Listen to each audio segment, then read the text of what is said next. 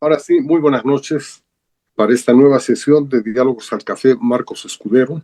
En esta oportunidad hemos aceptado uno de los desafíos que se planteó en la sesión del viernes pasado, cuando tuvimos la oportunidad de concentrar nuestra atención en el diagnóstico elaborado por el Observatorio Plurinacional de Calidad Educativa, que pertenece al Ministerio de Planeamiento.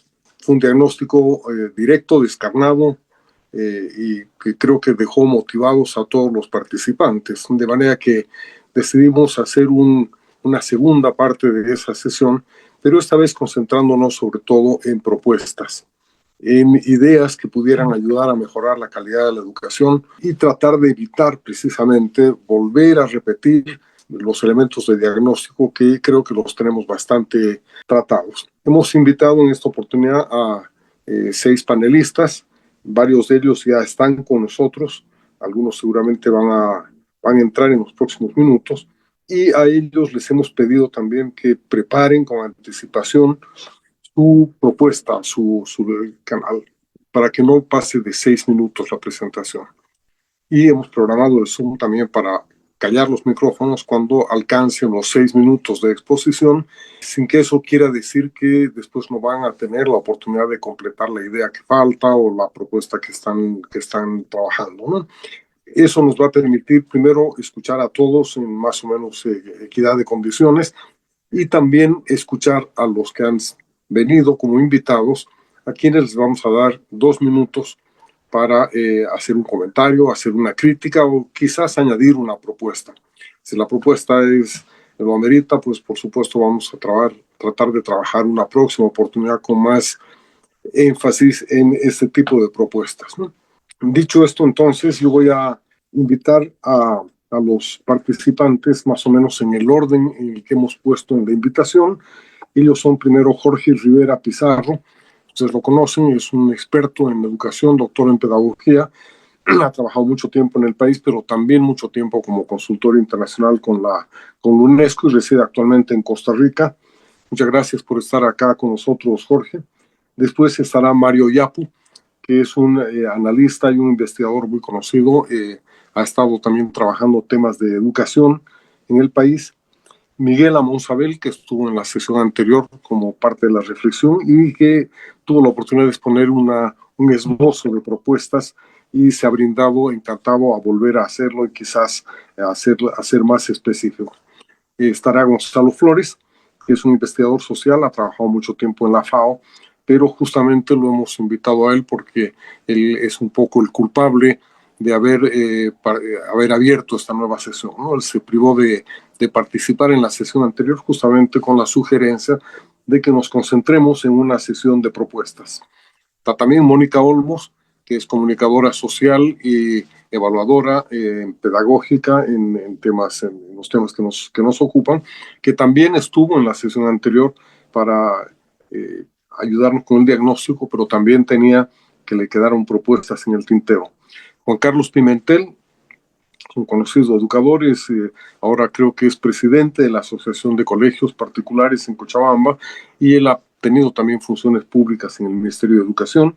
Manuel Contreras, que es un doctor en historia, muy conocedor de estos temas, acaba de terminar un interesante estudio sobre la educación en el municipio de La Paz, así que creo que tiene también mucha perspectiva para ayudarnos a trabajar estos temas. Y finalmente, aunque no será el último seguramente, porque me imagino que varios de ustedes ya están afilando, buscando el icono de la manito para levantarla, estará Guillermo Mariaca, que es pedagogo, es filósofo y es literato, además profesor en la Universidad en La Paz y también muy interesado en estos temas de educación.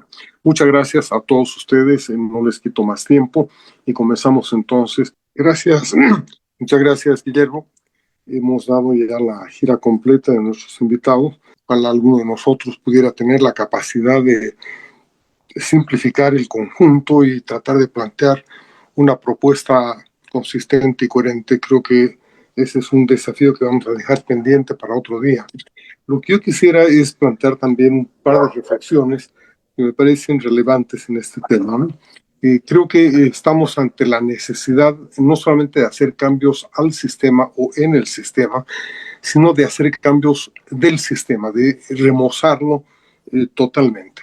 Y creo que el primer criterio para eso debería ser admitir que el plan central que no funciona en economía tampoco funciona en educación.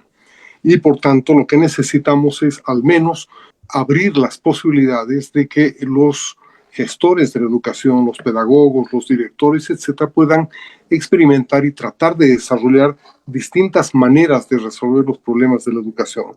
En ese sentido, me parece que la primera idea debería ser abrir la educación a la competencia, ver de qué manera hay muchas formas, pero lo que necesitamos es que los colegios puedan experimentar a partir de estándares mínimos que todos deben alcanzar, experimentar distintos modelos educativos, distintos modelos curriculares, distintas metas y distintas propuestas.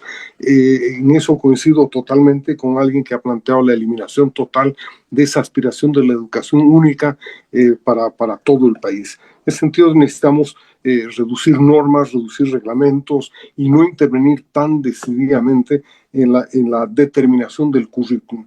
Porque hoy día podemos estar seguros de que es la Internet la que nos ha de resolver los problemas. Mañana podría ser que sea otra vez de vuelta a la filosofía porque los temas prácticos los resuelve la inteligencia artificial. En ese orden también creo que es fundamental para que la competencia sea abierta, que la evaluación sea continua, permanente y pública, de manera que todos los padres de familia y todos los alumnos sepan cuáles son los resultados que están logrando, no solamente a nivel individual, sino también a nivel de las escuelas y colegios. Y ahí también me parece importantísimo reforzar la idea de que el ministerio podría funcionar como una especie de superintendencia, una autoridad que fiscalice a la totalidad de las escuelas, de manera que por lo menos cumplan esos mínimos estándares que se ha planteado. Ese es un tema que me parece clave, la necesidad de abrir a la competencia. Y el segundo es el tratar de fortalecer la demanda. Toda nuestra propuesta se basa en que la gente no sabe muy bien lo que tendría que aprender, tendría que saber, y está el Estado para hacerle una oferta, lo que no es cierto, ¿no? Entonces necesitamos también generar mecanismos que estimulen la expresión de la demanda de los padres y de los alumnos. Para eso necesitamos directores con mayor capacidad de tomar decisiones, escuelas que reciban los recursos según la capacidad de acoger a la gente, según los niveles de calidad que tengan, porque mientras más público sea el resultado, va a haber mayor demanda por esas escuelas, y al haber mayor demanda por las escuelas, ellas van a poder recibir más alumnos y por tanto negociar mejores presupuestos, ya sea directamente o a través de los vouchers que a mi juicio le podrían dar a las familias el poder necesario para forzar los cambios que necesitan en la educación.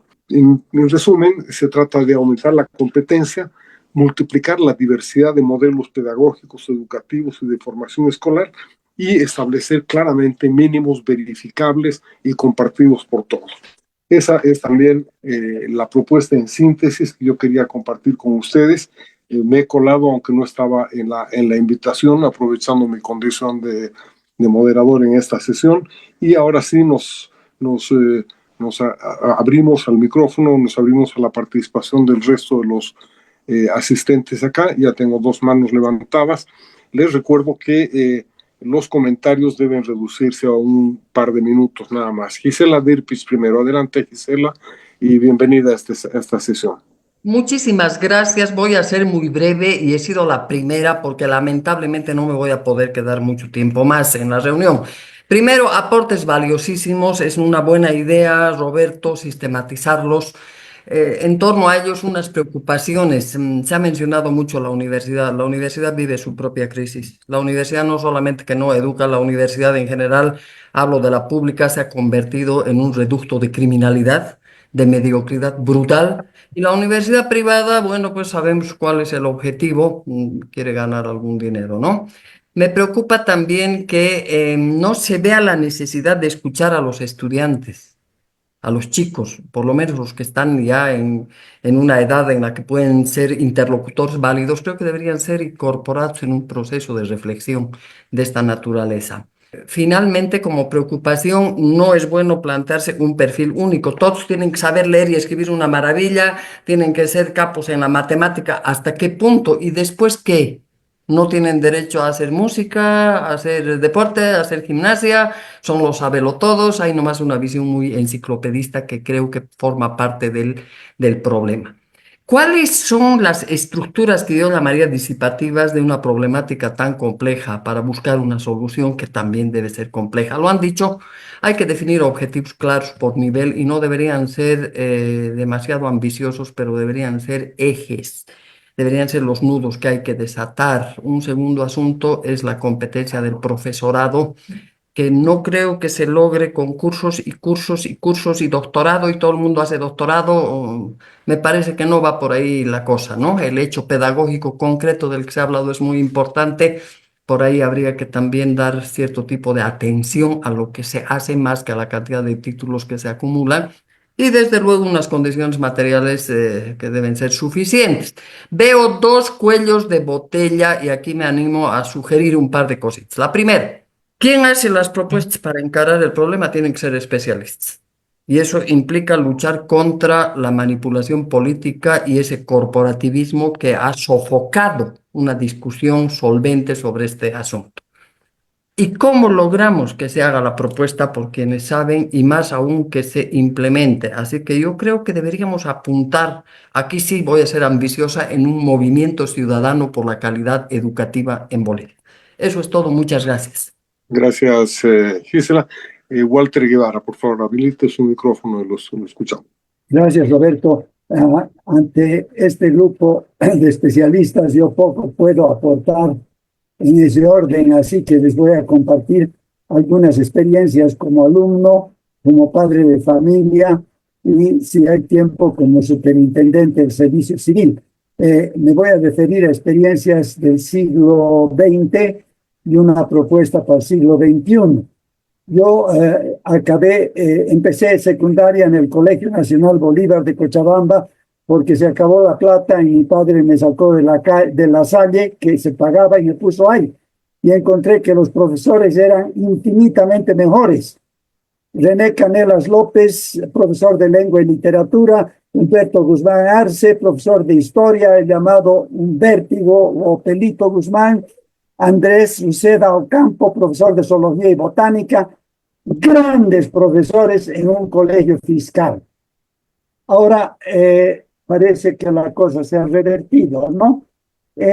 Yo tuve también una experiencia cuando fui a estudiar análisis de ideas en la Universidad de Chicago.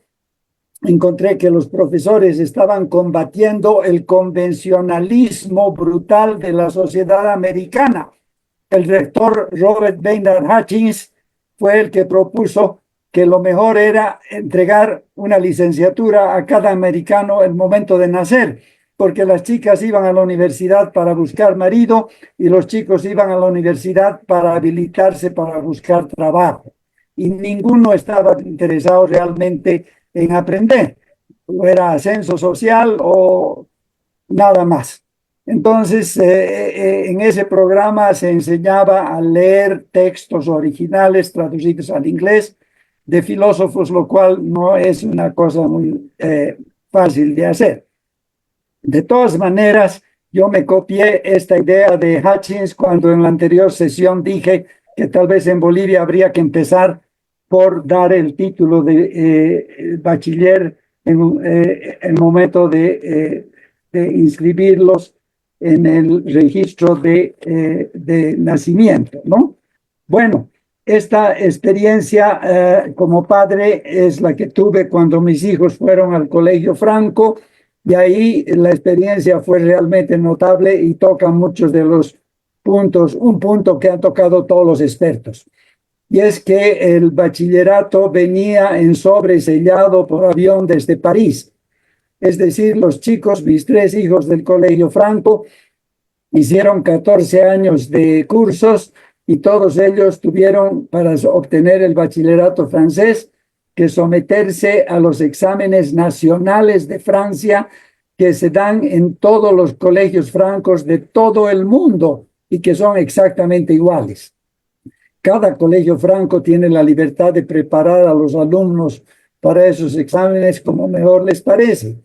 Mis hijos son francófonos perfectos, han aprendido a leer, han aprendido a razonar, y eso me parece que es un punto que han tocado todos los expertos, el tener estándares comunes para el rato de terminar algún proceso. Yo quería pasar al siglo XXI rápidamente. Yo estoy aprendiendo y revisando cosas en Google de la Academia Khan. La Academia Khan tiene millones de estudiantes en todos los idiomas, en todas las materias, en todos los niveles, totalmente gratis.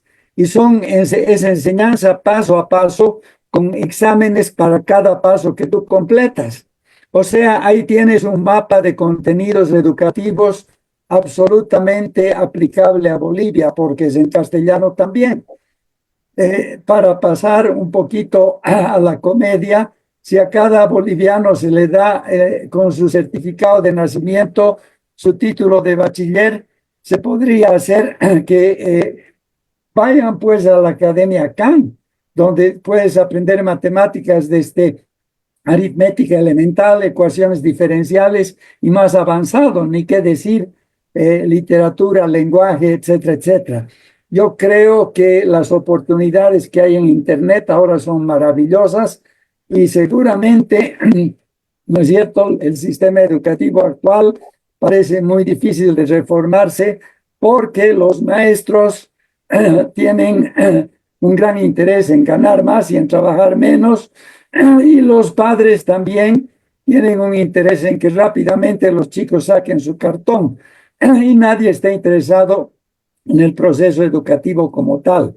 No sé si hay algunos elementos en esta presentación que podrían ser combinados, como por ejemplo esto de exámenes estándares y educación por Internet paso a paso, con pruebas para haber aprobado cada uno de los pasos. Disculpen, no soy un experto, me atrevo a dar estos insumos para ver qué hacen con ellos. Perfecto, gracias, Walter. Ricardo Alba, Elba Crespo y Magdalena Cajías están en lista, así que le cedo la palabra a Ricardo Alba, por favor. Gracias, Roberto. Gracias a Marcos Escudero y a los expertos que han compartido sus propuestas. Estoy seguro de que si todas esas propuestas son implementadas, el estudiante boliviano y la calidad, sobre todo de la educación, sería casi perfecta. Mi observación es la siguiente: si he entendido bien, no he seguido todo, disculpas, pero si he entendido bien, todas las propuestas apuntan a tener bachilleres de excelencia, es decir, jóvenes, niños y jóvenes, al final a los 18 años, después de 12 a 14 años de escuela, que conozcan todo, que estén muy bien educados. Pero mi pregunta es la siguiente, y consulta al mismo tiempo: ¿es eso lo que necesita en los tiempos actuales Bolivia? Tener bachilleres que estén encerrados durante 12 a 14 años, sabiendo que los bachilleres, por más excelente formación que tengan, no son capaces, creo yo, y tal vez exagero un poco, de poder comenzar su vida independiente, ni de contribuir a la economía del país, porque un aspecto importante de la educación es poder participar, poder contribuir a la economía para ser feliz, en sociedad, etcétera, etcétera. Pero de manera práctica, mi pregunta es: ¿se necesita Bolivia, necesita que que lo formemos a todos los estudiantes nivel bachillerato? Y acudir a otros estudiantes tanto del área rural, del área urbana, del altiplano, de tierras bajas, etc. Esa es mi pregunta de fondo a los expertos. Gracias, Roberto. Muy amable, muchas gracias. Elba Crespo, por favor, después Magdalena Cajías y Eduardo, supongo que es Eduardo Chumacero. Adelante, Elba Crespo. Muy buenas noches y gracias al grupo de Marcos Escudero, gracias Roberto por este espacio tan importante que has creado. Yo quisiera compartir solamente dos ideas y abogar por el desarrollo de la infancia temprana. Uno de los aspectos muy importantes es que, como se ha dicho, se tiene que superar y buscar la forma de desarrollar estrategias para instalar una política de Estado en el sistema, como sistema educativo, porque estas políticas de gobierno realmente lo único que acaban es hacer daño y gastarse presupuestos inmensurables que no se justifican, ¿no ve? Ese es un aspecto. El otro aspecto es que educación inicial en familia no escolarizada y en dos niveles, una escolarizada de 4 a 5 años y la otra en comunidad todavía, es parte ya de la ley educativa que no está siendo aplicada porque el nivel de desarrollo de este componente es ínfimo, el presupuesto es mínimo, la cantidad de maestros para el nivel de parvulario inicial y kinder, prekinder y kinder, realmente es hasta vergonzoso. En este momento no voy a hablar de las cifras, y la educación inicial en familia comunitaria no escolarizada, que está orientada a fomentar el desarrollo integral infantil de niños de 0 a 4 años, que es en la que Bolivia nunca ha invertido dinero. Se han hecho programas con el apoyo de la cooperación externa, como el Banco Interamericano de Desarrollo, que ayudó a crear los guaguaguasis hace tiempo y que luego se han cerrado. Y en este momento realmente Bolivia no tiene inversión en desarrollo infantil, cuando la ciencia y el mundo, el desarrollo, ya ha demostrado que países que no inviertan en el desarrollo infantil son países que están generando pobreza, que están cultivando pobreza. ¿Por qué? Porque el desarrollo integral de los 5 primeros años de vida determina el desarrollo integral futuro de la persona a lo largo del ciclo vital, porque es en esta etapa de la vida en que se construyen las estructuras básicas en su cerebro para desarrollarse. Entonces, desde esa mirada, debía tener la política educativa un componente muy grande de desarrollo infantil con presupuestos suficientes que incluyan mínimamente 5 aspectos. Uno, capacitación de padres de familia para fomentar el desarrollo infantil.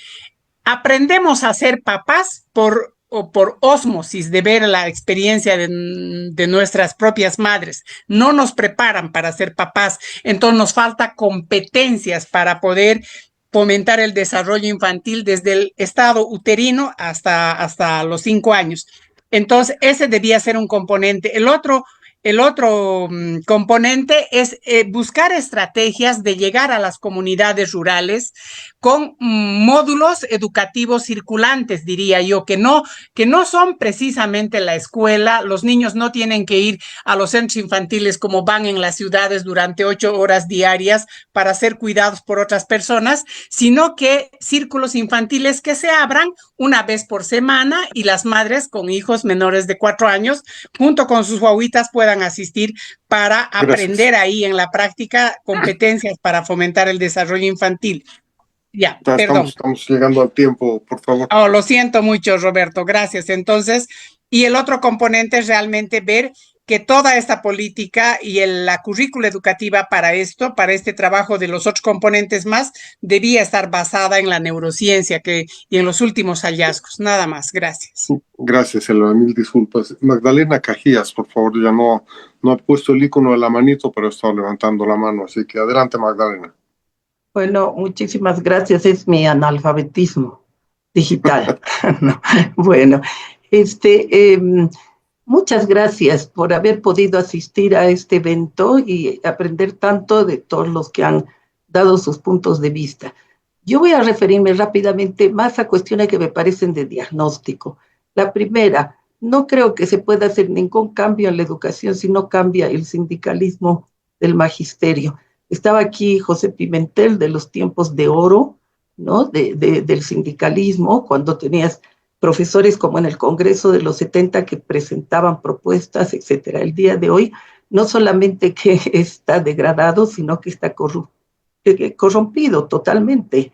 Entonces, parte de la calidad de la educación que está crítica se debe a la intervención del sindicalismo en la definición de quiénes van a tomar los cargos, etcétera, ¿no? Para no un segundo aspecto que lo dijo una compañera hace un minuto y y es que no se consulta a los actores educativos. Me parece fantástico que haya propuestas aquí hasta con el año preciso y la tarea precisa, pero, por ejemplo, muchos estudios de la UNESCO y de otras instituciones han hablado sobre la gran dificultad que existe para entender qué es lo que quieren en secundaria y qué es lo que quieren los jóvenes.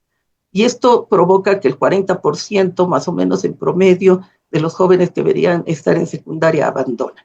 Entonces me parece genial, digamos, hacer este tipo de propuestas, pero creo que los maestros de base están más que abiertos y más que ávidos de debatir sobre qué es lo que sería lo mejor para mejorar la calidad de la educación. Lo que pasa es que no son tomados en cuenta y fue un error también de una muy buena reforma, pero muy excluyente de la voz de los maestros, que fue la del 94. Eso no hay que volver a hacer.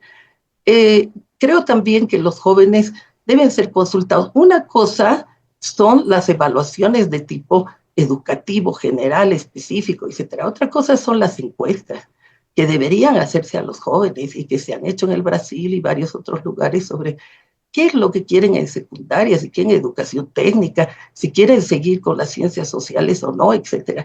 No va a ser lo único que defina una nueva propuesta. Y finalmente, yo creo que es muy problemático lo del financiamiento, ¿no? Fíjense que hace 10 años, 20 más bien, digamos 2005, 6, 7, el Ministerio de Educación tenía financiamiento externo casi de pérdida, digamos, ¿no? A fondo perdido.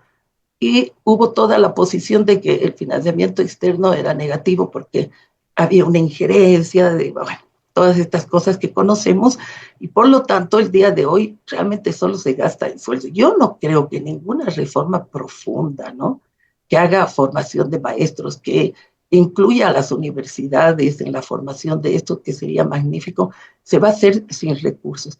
Fíjense que yo estoy comprobando por algunas relaciones que tengo en la Universidad Mayor de San Andrés, que a la Universidad Mayor de San Andrés le importa un comino la educación secundaria y la educación escolarizada.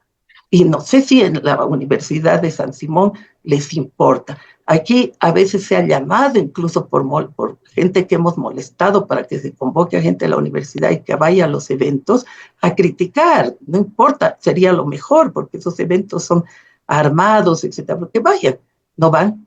Y no veo, ¿no es cierto?, una propuesta desde la universidad de abrirse a la educación, y realmente una cosa muy, muy chiquita. Es imposible que las escuelas hagan su currículo. Es que hay que bajar a la realidad.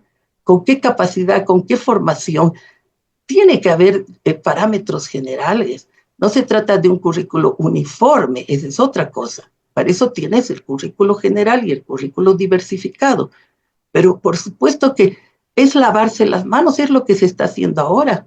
Que las escuelas, que las distritales decidan cómo van a llevar adelante el currículo, y de ahí vienen todos los errores. Mil disculpas por extenderme un poquito y gracias, por favor, Roberto. Gracias, Magdalena. A pesar de la falta de mi manito. No hay problema. Eduardo Chumacero, por favor. Muchas gracias. Voy a seguir el consejo de mi amiga Mónica, que me dijo que escribiera para no diletar demasiado. El sistema educativo tiene que cambiar por lo siguiente. Es obsoleto.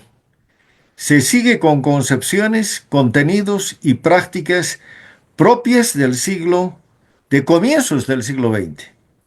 No se puede seguir haciendo lo mismo y esperar resultados diferentes. Después del apagón de la escuela presencial, cuando se cerró la escuela presencial producido por la pandemia del COVID, era de esperar un cambio fundamental en el sistema con el uso masivo de los medios digitales y ahora el advenimiento de la inteligencia artificial.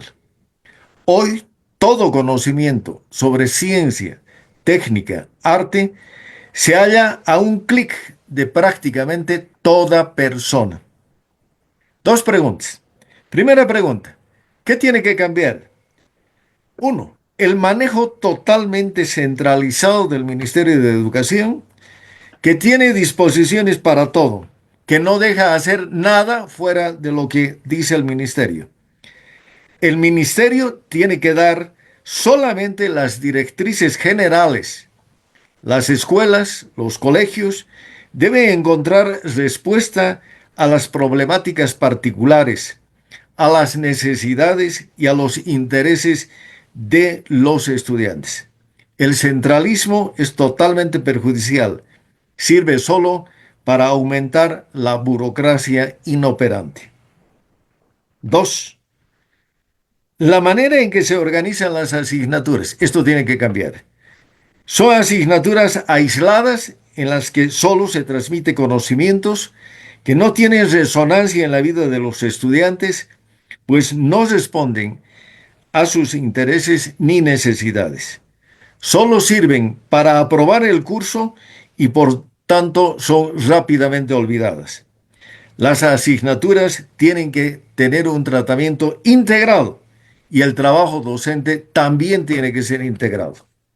La manera de calificar sobre la base de exámenes, esto también tiene que cambiar porque no refleja el aprendizaje real de los estudiantes.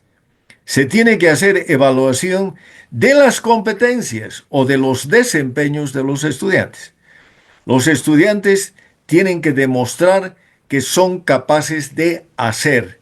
El sistema tiene que cambiar su rumbo en 180 grados. Los parches no sirven. Segunda pregunta. ¿Qué se va a enseñar en el sistema educativo? Se tiene que enseñar competencias. Los estudiantes tienen que demostrar su aprendizaje a través de comportamientos, de habilidades, de destrezas, no de repetición de conocimientos. El aprendizaje de las competencias pasa por el manejo fluido de la lectura, la escritura y la expresión oral. La formación en actitudes y valores es imperiosa. Se debe desarrollar curiosidad, criticidad, cooperación, constancia. Todo lo demás está en la inteligencia artificial a la mano de cualquier persona. Muchas gracias. Muy amable, bueno, muchas gracias. Llegamos a la última participación fuera de los panelistas, que es de Edgar Cadima. Yo no sé si los 6 o 7 panelistas quieren hacer algún comentario final. Les pido por favor que me indiquen si es que lo van a hacer para que no tenga que dar la palabra uno por uno y se sientan obligados a hablar. Edgar Cadima, adelante. Gracias. Creo que coincidimos en gran medida que nos encontramos en una suerte de crisis y de emergencia educativa. Por tal razón, me parece que es importante tener claro que no es tiempo de las grandes reformas concretas que intentan cubrir todo el espectro de las necesidades que tienen, porque esas reformas toman mucho tiempo, es muy difícil conocer los resultados y lo que en este momento, viendo la educación en una suerte de terapia intensiva que se encuentra en esa situación, hay que ver algunos aspectos centrales y más importantes que se puedan tratar o introducir. Coincido en gran medida con gran parte de las propuestas que se han hecho. Puede haber algunas matices, algunas diferencias, pero creo que podríamos ordenarlas en 3 o 4 paquetes. Un paquete o un campo pedagógico, un paquete o un campo social, un paquete administrativo y un paquete de mediano, largo plazo de medidas que se podrían tomar a mediano y largo plazo. De esa manera podríamos tener tal vez un criterio más ordenador. Entre algunas de estas medidas, por ejemplo, creo, simplemente con la intención de aportar un poco más a algunas de ellas, creo que hay que estudiar también el tema del subsistema de educación técnica. No puede quedar suelto un tema tan importante en la perspectiva del desarrollo económico del país. En esa perspectiva, tal vez hay que ver, y lo que observaba Ricardo Alba, el tema de que todos que deben ser bachilleres en el país. La experiencia anterior teníamos el ciclo intermedio que permitía una salida intermedia para que los estudiantes que no puedan llegar al bachillerato puedan tener opciones de formación media o técnica media o técnica superior y no necesariamente esperar el bachillerato para tener otro tipo de alternativas. Me parece que este es un tema que habría que replantear nuevamente. Se ha hablado del tema de la formación docente, creo que coincidimos plenamente, el eje central de la calidad es la docencia. En el tema de la formación, creo yo que los maestros de educación primaria deberían ser formados en los institutos superiores de educación, de formación, por las características específicas que tiene el aprendizaje y la formación para el tratamiento de niños con determinada edad, inicial o primaria. Pero los estudiantes del nivel, para los docentes, perdón, del nivel secundario deberían ser formados a nivel universidad. De esa manera podríamos generar una relación de nivel secundario con la universidad, con los docentes formados en ese tipo de, o en esa instancia que me parece mucho más pertinente y es una experiencia que creo que se hace en varios otros países. A nivel social, creo que es importante diseñar una estrategia de trabajo conjunto con los medios de comunicación social. No puede ser que los medios de comunicación estén disparando por un lado y no tengan ningún otro componente educativo y al contrario se convierten en espacios de distorsión de la problemática del campo de la educación formal. Es importante en el campo administrativo, lo han dicho, pero creo que hay que reiterar la implementación de las autonomías a fondo en las políticas que se van ejecutando. Y el otro tema que me parece que no es la falta de recursos, sino la gestión y la administración de los recursos que se hace necesario introducir, porque de haber plata hay plata, pero uno no se explica por qué existen ítems o falta de ítems en los establecimientos educativos, falta de recursos, de infraestructura, etcétera, etcétera. Hay algo que se está utilizando por esa vía. Y por último, creo que hay que ver el tema del escalafón docente y administrativo. Es un escalafón que tiene que ver indudablemente con el aspecto sindical, está muy marcado por ello, pero estos son temas tal vez que habría que verlos más a mediano plazo. Por el momento creo que hay que intentar ver estas medidas urgentes que se han señalado y organizarlas de la manera que he planteado y sobre esa base ver las medidas de mediano plazo que son importantes porque no se trata de urgencia solamente, se trata después de darle fortaleza y funcionalidad a todo el sistema lo más óptimo posible. Gracias. Gracias, Edgar. De los panelistas han levantado la mano Jorge Rivera y Manuel Contreras. Adelante, Jorge. Gracias. Algunos detalles y algunas cosas de coincidencia. La pregunta que nos hicieron a todos los panelistas, si lo que tratamos es de hacer bachilleres a todo el mundo. No, yo creo que no ha habido esa intención ni implícita. Lo que se trata es de transformar la educación y eso pasa por repensar todo de nuevo. Entre ellos de saber qué tipo de educación necesitan las juventudes y las varias niñeces que hoy existen. Y estoy de acuerdo con lo de la consulta y de escuchar las voces de los jóvenes para saber qué cosa quieren realmente ser y cómo les sirve eso para el mundo. Así que me parece que es eso importante.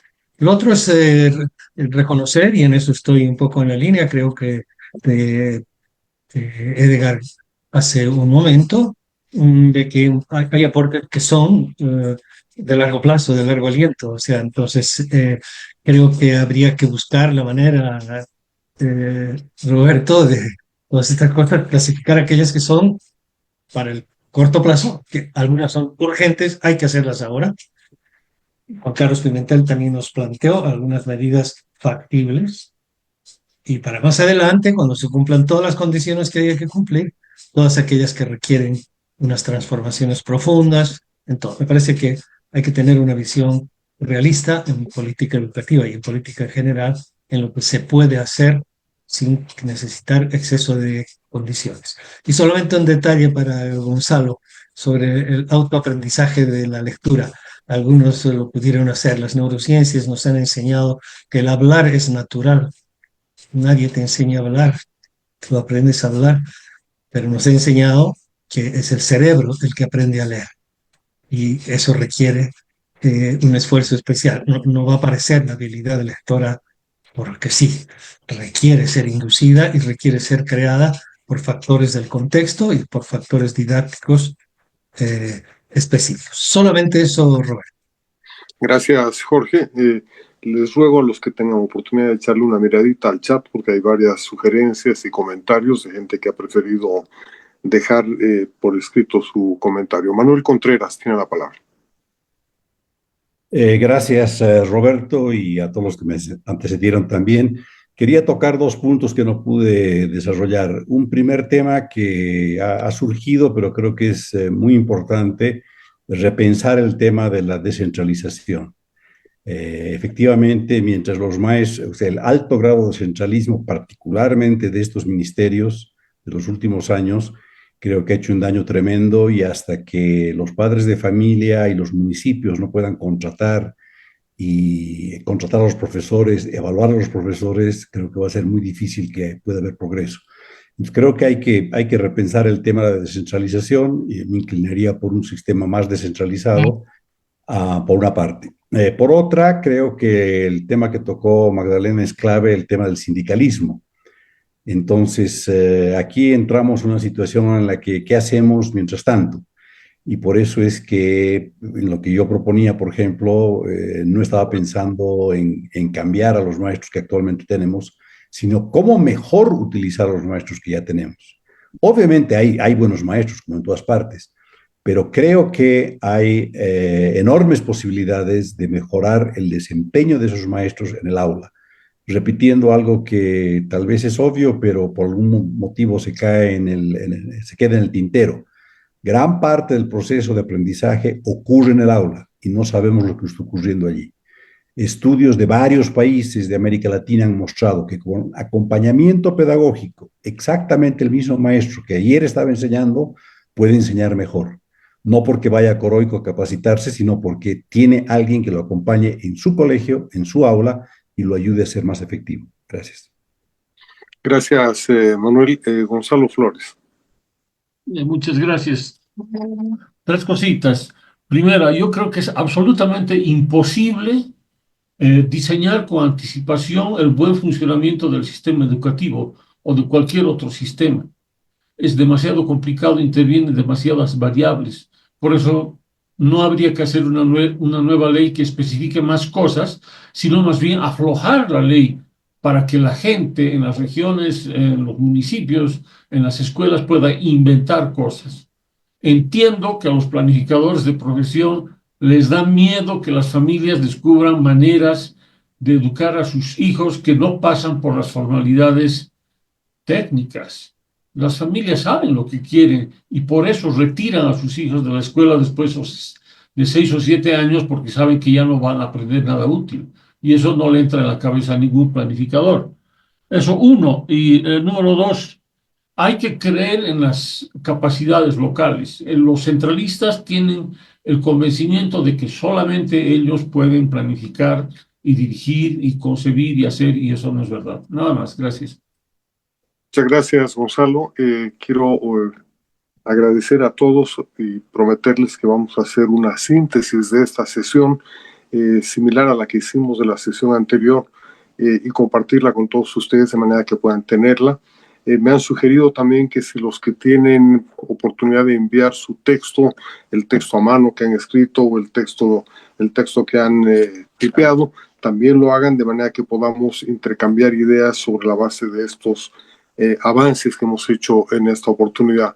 Quiero disculparme con todos los que no han podido participar esta noche, pero yo quisiera terminar con solamente una reflexión. Realmente estamos en una situación de absoluta urgencia, de cambio y de reforma, etc. Sabemos que la clave son los maestros, sabemos que la clave son los salarios, etc., pero necesitamos abrir el sistema ahora para que precisamente esa libertad de la gente pueda descubrir y redescubrir las experiencias que están haciendo en el vecindario.